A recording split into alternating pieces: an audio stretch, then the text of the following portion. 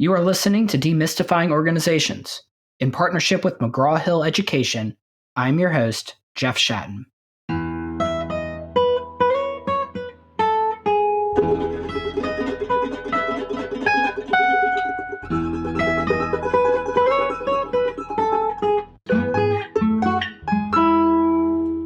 Before we get started with today's guest, just a note, if you have questions or comments, you can email me at jeffshatten1@gmail.com. You can tweet me at Jeff Schatten. If you like this podcast, press the subscribe button and make sure to rate it on iTunes so that other people can find it. My guest today is Michael Raynor. Michael is a managing director at Deloitte. His research and client work is focused on strategy and innovation in a wide variety of industries. He is the author of 4 best-selling and critically acclaimed books, including The Innovator Solution. His most recent work is The 3 Rules: How Exceptional Companies Think. Michael joins me on the podcast to discuss the 3 rules and the way in which companies can more effectively set performance goals.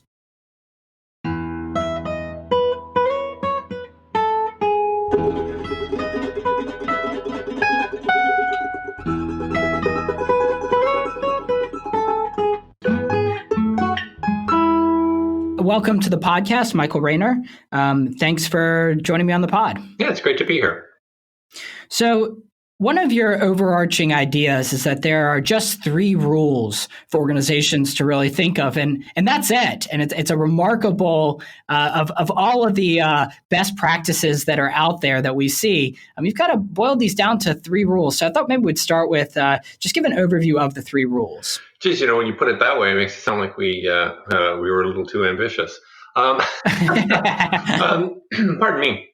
Yeah, if you'll forgive me, I'm going to back up half a step and give you a bit of a sense of how we ended up in that place, because we didn't go in with the view that it must be possible to distill this down to such a short list. Our objective was to look at companies that had delivered exceptional performance over a long period of time and understand what drove that. And where we landed was the observation that really the only thing, as far as we could tell, that they had in common was a very clear understanding of specific trade-offs that they would embrace when forced. And so the 3 rules that emerged were better before cheaper, revenue before cost, and if you'll forgive me, there are no other rules. And and we've taken some flack for that one, but I'll defend it in just a moment. So the first 2, I think, are reasonably straightforward, right? So at least conceptually, very difficult to do. So better before cheaper speaks to how companies create value for their customers, right? So do you compete on the basis of differentiation, or do you compete on the basis of price? And that is a painful trade-off that many organizations face. And what our research shows. So let's just talk about the difference between competing on differentiation versus price, right? So when we think usually of a price competition, that's going to be something maybe like Dollar Tree, right? We would think of them as being, focused heavily on price versus differentiation, where you think of something like an Apple, where much of what they're doing is based on product, not competing on price. Is that fair enough? I think that's a useful a useful way of thinking about the difference between those 2 ways of competing. Yep. And so in classic strategy, right, it's both are fair game. Absolutely. Right. So in the pretty much everything that you'll read when you're as an MBA student or PhD student is going to be that, you can choose to go compete on price. You can go compete on the differentiation strategy, and it's kind of up to you. But you take issue with that. Well, I don't take issue with that as an observation. It's true. That is absolutely true. Theoretically, conceptually, you can compete on either of those 2 dimensions. So to your point, and there's lots of companies that have been very successful with price-based competition. Right? They are the price leader. They have the low-cost position that allows them to be profitable when competing on price. There are lots of examples. The claim that we're making as a result of our research is not a theoretical one. Our claim is entirely empirical. That is to say, it's based solely on the data. It just so happens that it turns out that companies that consistently devote themselves to competing on differentiation are systematically more likely to deliver exceptional performance over the long run. There's no theoretical reason for that to be the case. It just turns out that is the case, which is why I think the research was worth doing. right? It could have come out the other way. We could have discovered that no, price-based competition is the way to go. You should do that, but that's not what the data show. And how compelling is that? Like, can you, in terms of like what kind of advantage does a company have by competing on product versus price? Yeah, so I wouldn't limit differentiation to just product, but very often product differentiation is a key element of it. So what makes sense to us, and I say different things with different degrees of ferocity based on the data behind them, of course, but it seems to me that the reason why companies that compete on differentiation are systematically more likely to deliver exceptional results is that, perhaps somewhat counterintuitively, it's a less risky strategy. So if you're competing, well, because if you're competing on price, there's only one lowest priced competitor. And if you're not it, you're in big trouble, right? Whereas if you're competing on the basis of differentiation, you have everything that's not price to work with, right? You have service, you have product quality, you have the reliability, you have all these different ways that you can differentiate yourself. And so as a result, if you're unable to reach significant growth or market dominance, you're almost always able to connect with somebody somewhere. And so you end up with an organization that is able to survive and ultimately in the long run manages to prosper. Right? So price-based differentiation is risky because you really are painting a target on your chest, whereas differentiation is about finding your particular niche. And so you're typically able to find some segment of the market that you can connect with. Right. So the issue on price is that somebody can always come in and make it cheaper. Right. That if you're, it's like the 100-meter dash, right? There's just one thing you're running on, and that's time, and that's only one lever that you can pull on for a company, and it makes it where somebody will figure out a cheaper way to make such and such a product, and it doesn't allow you to really stand out in the marketplace. Yeah, I guess unless you happen to be the one who's the lowest price, right? If you're running the 100 meters and you're the fastest, you win it all. Right, so that's what I meant when I said it's kind of a riskier strategy. Right? When it works, you crush it, and when it doesn't work, you get crushed. And a differentiation-based strategy gives you a lot more degrees of freedom, a lot more latitude. I'd like your expression, a lot more levers to pull, and so as a consequence, you have the opportunity to be more adaptive. All right, let's move on to your second rule. So the second rule has to do with how companies capture value for themselves, right? You have to create value for customers. That's better before cheaper. And you capture value for yourself in the form of profits. And there, the rule that emerges is revenue before cost. So what it says is that don't try and drive your profitability through cost cutting. Instead, you should drive your profitability through increased revenue, either in the form of higher prices or in the form of higher volume. And that's actually a rather important nuance. Pardon me. The challenge there is that when people think about differentiation, they immediately think higher price. So I've got a very high quality product, and so I'm going to charge a premium price for it. And very often that's the case, but not always. There are instances where organizations take their differentiation and they are able to capture the value by capturing market share, increasing asset turnover, and as a consequence, enjoying higher profitability without charging relatively higher prices. The two examples in the book are at seemingly opposite ends of the competitive spectrum. One was Merck, the pharmaceutical company, and the other was Wrigley, the confectionery company. And you'd think, gee, chewing gum and high-end pharmaceuticals, what could be more different? But in terms of their strategy, they both had a competitive position based on better before cheaper, highly differentiated and superior products. And they each enjoyed relatively better profitability as a consequence of higher volumes, not higher prices than their competition. So let's go through each example. So what does Merck do that helps them to succeed in your second? Well, one thing I should point out is this is what Merck did, right? The research in the book concluded as of 2010. So I'm not making claims about what's happening now. We were looking at the 40-year period between the late 60s and the mid 2000s. So what they were able to do there was actually drive volumes internationally. Right? So they had highly differentiated pharmaceuticals that were unique in their class, as you might expect for a company like Merck. But then rather than try and extract the maximum price that they could in every market they were in, they would instead seek international distribution and international volumes, even if that meant selling the drugs at lower prices than they could in other markets. All right, so let me help put that into different words, which would be they decided that they're going to sell more of their product for a lower price than less of their product for a higher price. You can think of something like a Gucci bag, right? A Gucci bag, the whole purpose is to sell just a few of those, but you're going to sell them for for $4,000. Merck decided that they want to have a larger market, and they're going to lower that. They're going to lower their price somewhat in order to achieve that.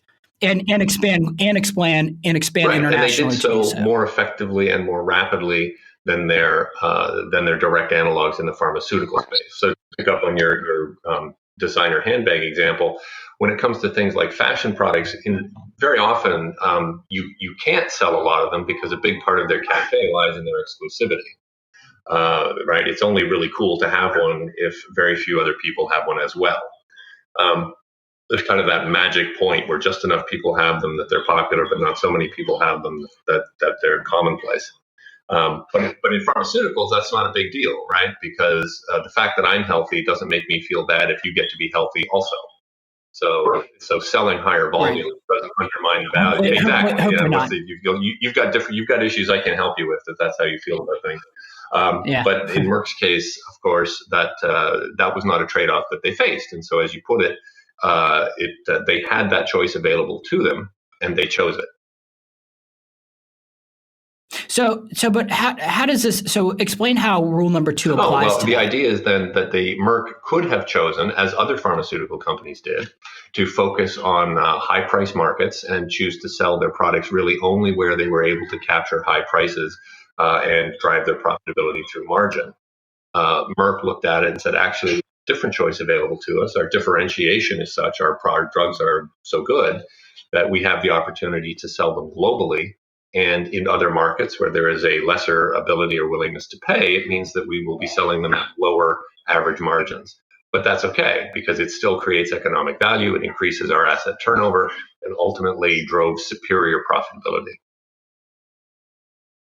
Right. So another example of this would be the modern tech formula, right, where it's revenue, and revenue.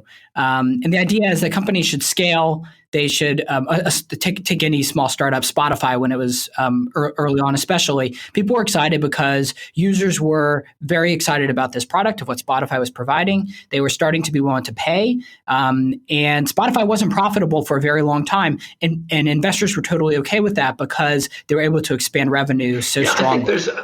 Pardon me, I think that's close. It's a similar kind of thing. We're entering into kind of almost a different strategic realm when we start talking about some of these platform-based businesses. Because in platform-based businesses, very often a lot of the value is a consequence of the platform being large, right? So you're going to be on a social media platform if lots of other people are also on the social media platform. Right? So the value of that service to me is a function of how big it is. Merck didn't face that kind of dynamic, right? So an antibiotic is not more valuable to me if lots of other people are also sharing, right? So and that's a deep difference. So I'm aware. But I mean the focus. But like classically, right? One of the major levers that you would pull as a company is to cut costs. Right. Because if you think about it, right, you can, if you want to be more profitable, you can drive more revenue and cut more costs. And what at least what I learned in MBA was that those are both very important levers. And this is where I think your book and a lot of your writing takes some of the basic building blocks of organizations and takes a different approach. And that's this focus not on cost. Yes, I think that's exactly right, which is why the rule is revenue before cost. It's not to say cost is irrelevant. It says that it's very difficult, as a matter of fact, not theoretical necessity, to drive superior long-term profitability with a low-cost position. right? And for many of the same reasons that you mentioned when we were talking about the benefits of better before cheaper, right? So the limits of price-based competition apply to the limits of cost-based competition. And it didn't have to be that way, but it turns out that that's what our data, right? So if and that's not a brand new observation. You may be familiar with the cliche, "You can't cut your way to greatness." What I would suggest Right. is new here is Sure. that that's something that lots of people have thought, and now we've provided data to show that in fact that's true. Right? There's a difference between something making sense and somebody believing something to be Right. so, and actually knowing that that's really how the world works. And my hope is that that can offer a little steel in the spine, so that when organizations, when business people face these hard choices, when the data are ambiguous, when it's not clear what you should do, which is frankly most of the time, you're in a position to apply these rules to really stick to your guns. Because So let's think about this. How would a leader, or even the head of a division, think differently about decision making, given your empirical findings? At the risk of saying the same thing in other words, it comes down to looking at the circumstances and making it a point to gather as much information as you can about the alternatives available to you, and when at the margin the data are sufficiently unclear that you're not sure which way to go, these rules give you a bias. They say, right, there's no such thing as an unbiased decision. Mm-hmm. The only thing you can hope is that you will have the biases that help you rather than the biases that hurt you. And so these rules are, I hope, the bias that helps you. Right? There will be circumstances in an organization when you really do have to cut costs. That's fine. But that's different from saying I'm going to compete on the basis of my low cost position. Right. So everything in this book is about, and I have to say, in the one thing that I've learned out of this research that has really changed the way I look at just about everything is a more profound understanding of the importance of the difference between absolute and relative performance. Right. So lots of organizations will have to cut costs in absolute terms. Our costs are bloated. We need to cut costs. We need to be core cost efficient. Fine. But that's different from saying I'm going to be the low cost producer in my industry, and that's what's going to separate me from the competition. That's a whole different issue. Right. So it's a different way of thinking about your own internal needs as a company versus how you stand out from your competition. And so sometimes you need to take an action that's gonna, like, if a company's having difficulty making payroll or making ends meet, they're going to need to cut costs. But that is not a long-term solution to dealing with competition. So I've had this conversation, versions of it, a number of times with folks who say, "Wait a minute, you're telling me cost doesn't matter?" Well, of course, costs matter, but that doesn't mean that's how you compete. And I think the most bold claim you have is your third rule, right, which is that there are no other rules. So how do you get to that empirically? So I can see the case for the first two. How do you eliminate other rules? Is, a little tricky. What happened to us in the research is that we went on an exhaustive search for all kinds of other patterns of behaviors. We look for M&A. People say, "What? You're telling me leadership doesn't matter?" No, that's not what. That was my first. As a leadership scholar, that was my first thing. Exactly. Well, where's leadership in this? But what we found is that we couldn't find anything around leadership that rose to the level of a rule. Right? There are lots of different ways that one can be a leader in an organization, and lots of contingencies that will determine what the right kind of leadership is for a given set of circumstances. So what we found is that when it comes to something like leadership or mergers and acquisitions or organizational culture, or I've spent the better part of my career worried about innovation, and I don't have a rule about innovation. And the answer, if you will, is that those things only matter to the extent that they allow an organization to adhere to the first two rules. So if innovation is what's helping you be better before cheaper, well, then fine, innovation is important. If leadership is what allows you to put revenue before cost, then that's how leadership is important. But there were no rules about how leadership does that, at least not that we could find. And so as a result, we kind of said, look, we think it's important to underline that everything else matters only instrumentally, right? Only to the extent that it allows you to follow those first two rules. And so we concluded that after those first two, there are no other rules. And how do you deal with exceptions to, right? So you're looking at a large data set. And so obviously there are going to be companies that are exception to these rules. Well, how do you make sense of that? Like sure. like a Dell, let's say, right? So Dell, I mean, they scaled because they could cut costs in a way that nobody else could. I haven't done a study of Dell, but for the purposes of the conversation, great. And I would say, and I don't look at those counterexamples and say, oh, I need to explain them and show you how they fit with my theory. Those are, in fact, exceptions to the rules. There are exceptions. There's exceptions to just about every rule. And our claim, again, is an entirely empirical one. And it says that, and our conclusions are not sort of at the margin, right? The data are really very clear. And then go through it in some detail in the book for those who are suckers for punishment and want to read the regression equations. They're in there. And so our claim is that in the main, this is how the world works, right? These are rules. These are not laws of physics, right? There are no exceptions. Right. So, yes. I want to make a comment just on this note, just about how social science works, right? And that's what this is, a social science empirical finding. But unlike physics or the hard sciences, right, you're dealing with massive data sets, and within a given data set, or what you're talking about, regression, there's going to be plenty of outliers. But the point of social science is to find large scale findings that apply across many different mediums, many different industries. And of course, there's going to be exceptions. I just brought up Dell as one. There's going to be many, many, many exceptions.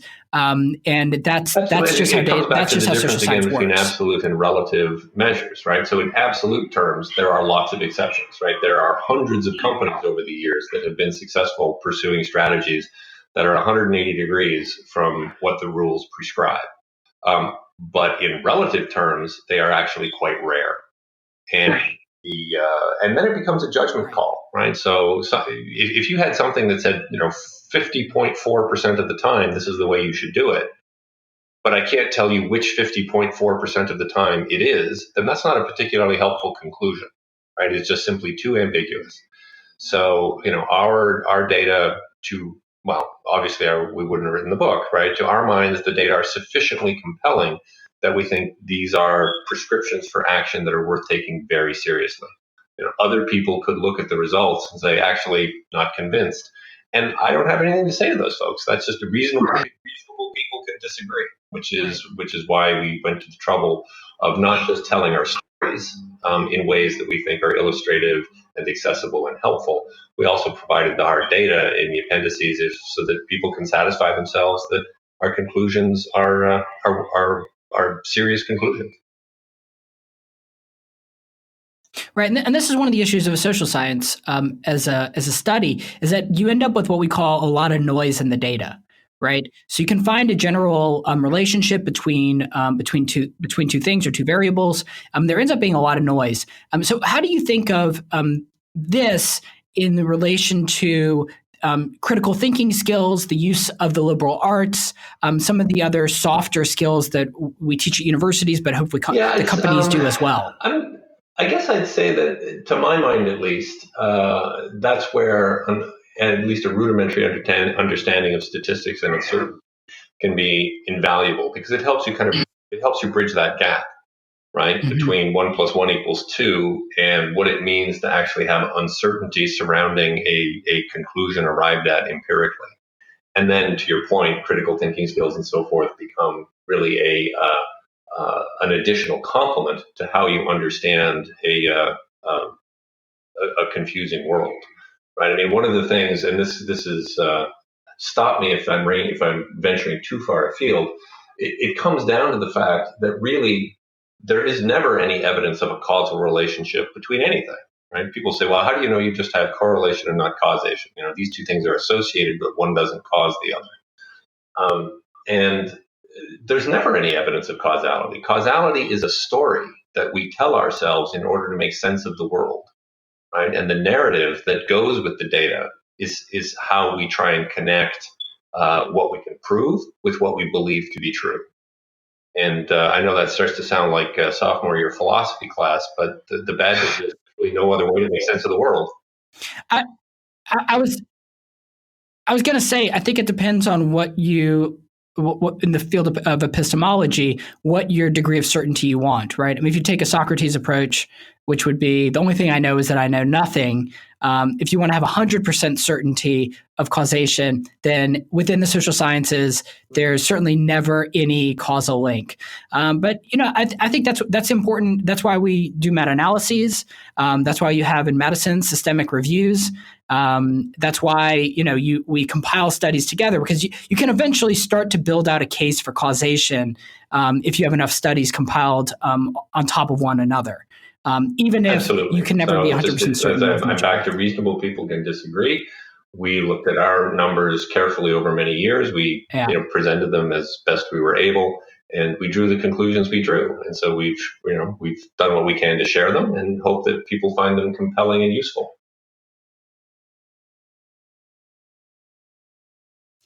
I want to discuss some of your work on goal setting. So you have a really interesting article in the Harvard Business Review, and there's other, I think, on the Deloitte, on the Deloitte website there is as well, about some of the dangers in goal setting for companies. So I want to just take a step back and just give an overview real quick on in general how companies or within divisions set goal setting. So if you're in a sales division, let's say for airport kiosks, right? You sell the kiosks to airports, and the most likely way that you're going to set the next year's goals is you're just going to look at the previous year's revenues. So you'd say, okay, we sold $10 million worth of these kiosks in the past year. What's our next year going to be? Well, we had a growth rate of 10%, just to call it and give it an easy number. We're just going to assume that it should be another 10%. Or maybe we'll say, oh, then let's just bump that up to 12% or 15%. So next year, our goal is going to be $11 million. Now, so it was $10 million last year. Next year's $11 million. And then we're going to build an entire ecosystem around that with performance evaluations, with bonuses. Everything's going to be based on that revenue increase projection.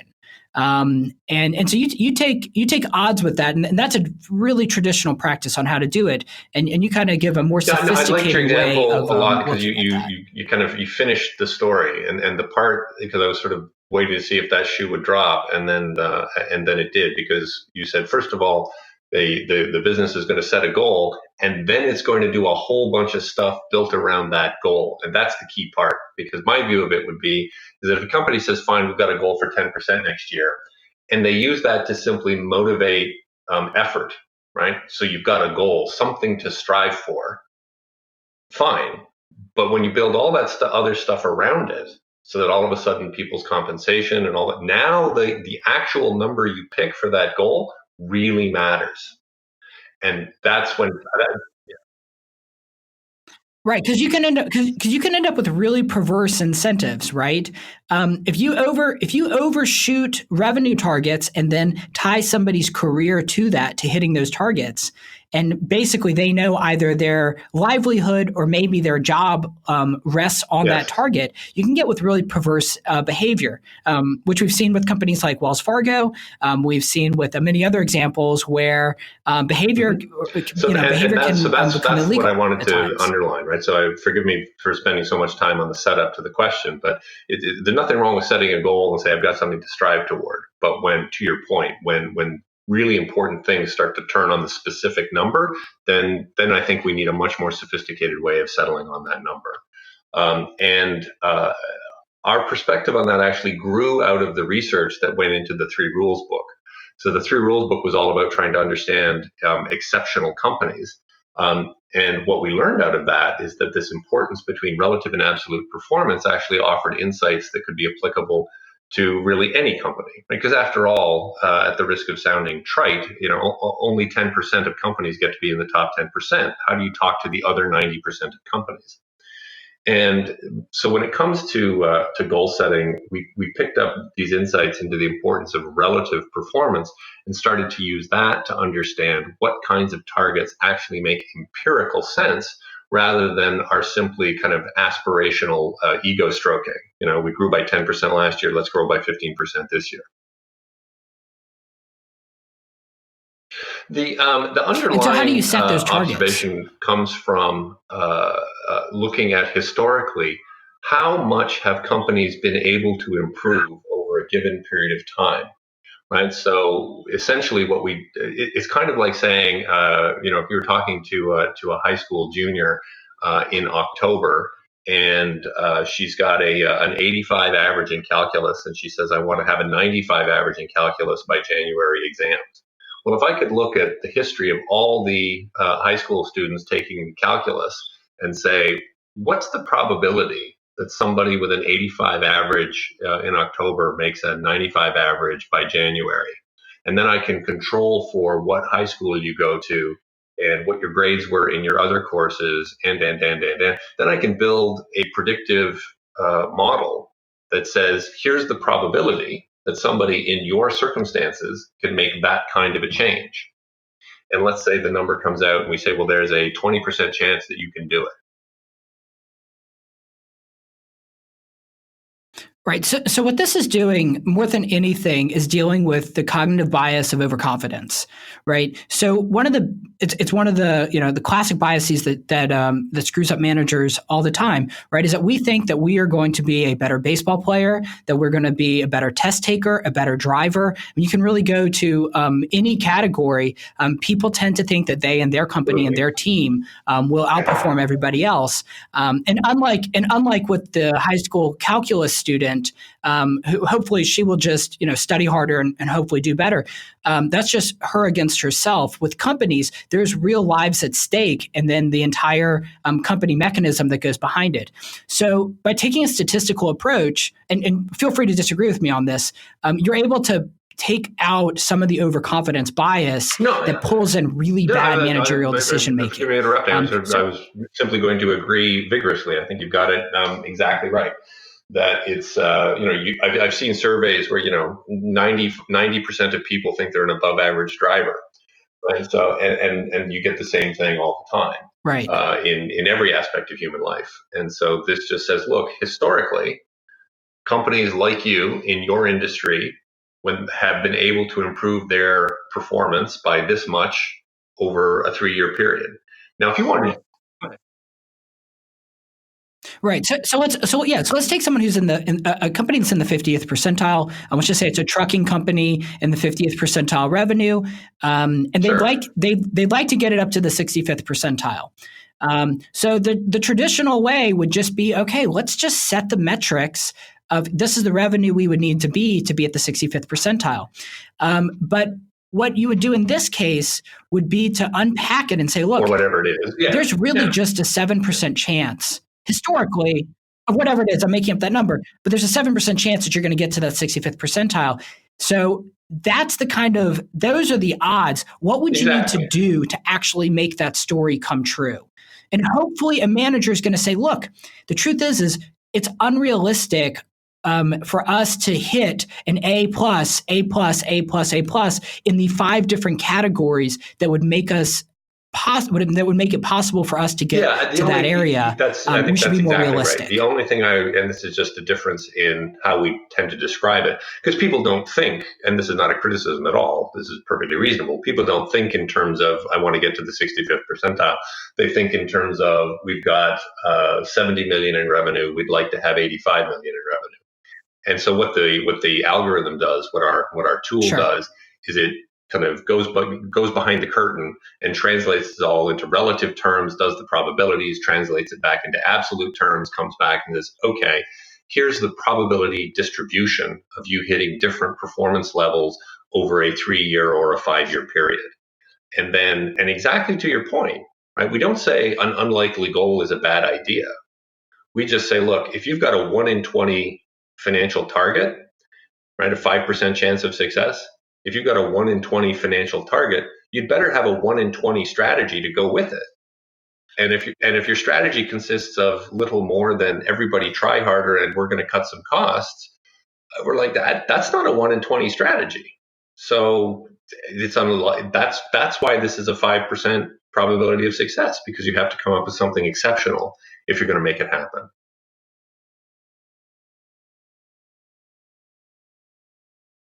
And how do companies respond to definitely, this? I'm not going to approach? oversell the warmth of the receptions that we've had so far. I will say that it's been in scare quotes in limited release, and the conversations that we've had so far have really been an educational journey. It does take a while for it to settle. I mean, and again, I'm not being critical of anybody. I've been thinking about this stuff, nonstop for a decade.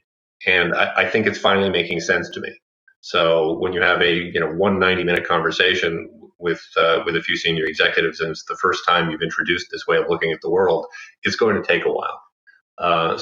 But irrational persistence is the source of much success. So we're determined to stick with it. All right. Well, thank you so much. It's been a fascinating conversation. No, it's been great fun. I've really enjoyed it. Thanks so much for coming on the podcast. Thanks for listening to the podcast today. If you have any questions or comments, you can email me at jeffshatten1@gmail.com. You can tweet me at jeffshatten. If you like this podcast, press the subscribe button and make sure to rate it on iTunes so that other people can find it.